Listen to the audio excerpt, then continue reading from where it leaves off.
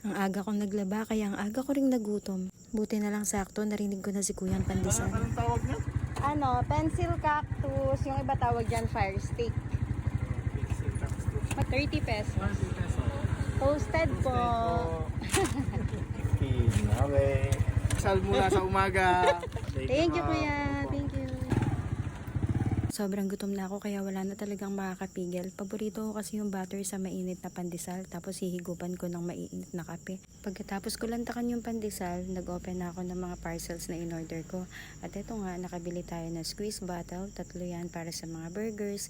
Meron din tayong silicone utensils kasi inuunti-unti ko yung mga kailangan ko sa kitchen. Ating na rin yung lagayan natin ng fries kapag ka-take out. Syempre meron dyang small, merong medium, at meron ding large. Umorder nga rin pala ako nitong stainless na pichel kasi lagi na lang nababasag kapag glass. At dahil madami akong pagod today, nagpunta na lang ako dito sa